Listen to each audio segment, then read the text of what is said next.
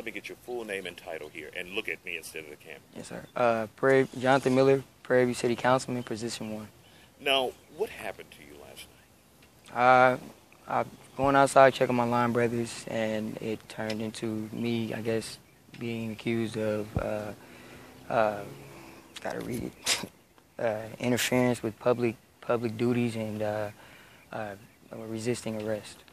Do you feel like you did anything wrong in that case? No, I don't. I feel like I was checking on my line brothers, and I feel like it escalated to a situation where I was tased, and it shouldn't have came that far. So how does this affect you? Obviously, you're a teacher in town. Yes, sir. You're concerned about your career, your reputation. Tell me a little bit about that. I mean, it's not going to stop anything that I've already had planned, I've already wanted to do. You know, it just make me a little cautious of people that I surround myself with and think that, you know, are supposed to be here for my public safety. But that's pretty much it.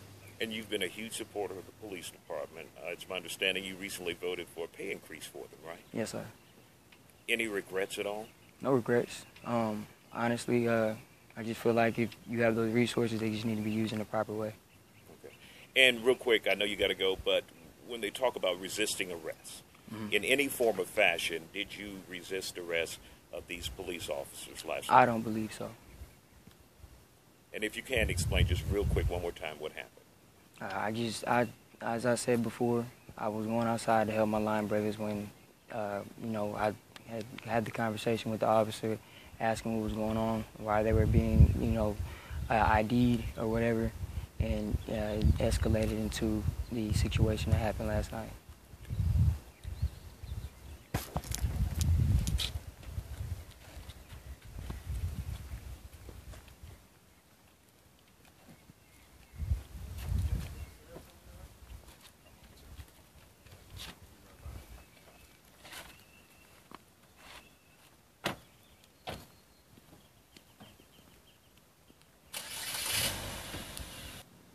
So let me get your name and your title. Dexter Hadnot.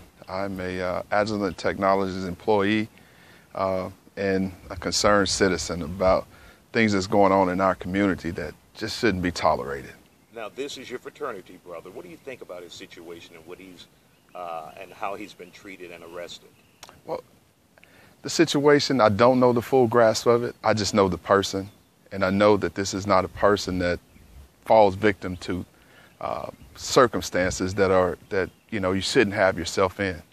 He is going, from what I'm being told, to support one of our fraternity brothers that has been pulled over in front of his house. And in this situation, things kind of got out of hand.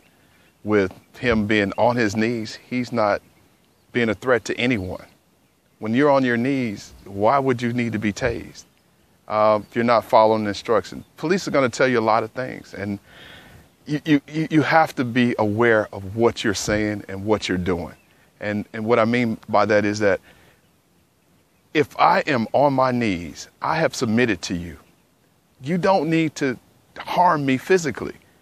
Will I do everything you tell me to do? If you're telling me to do the right thing, you tell me to eat dirt, no, I'm not doing that. I'm allergic to grass. I'm allergic to a lot of things. Do the police take these things into account? I don't think so. I simply want everybody to understand that there is accountants for what we have to do, and we are being held accountable for things that we didn't do. So that's my take on it. Is there a lot of work to do here in Waller County in general? A lot of work to be done. A lot of work. I mean, coming off of all the incidences that are currently ongoing here, I think this community should be held accountable for what's happening to this young man in regards to surrounding him with love, finding out what the story is. I don't care what it is that's happening to the point where someone is being victimized, someone is being hurt because of a traffic stop or whatever that may be going on. We have to understand that the police authority has to be limited.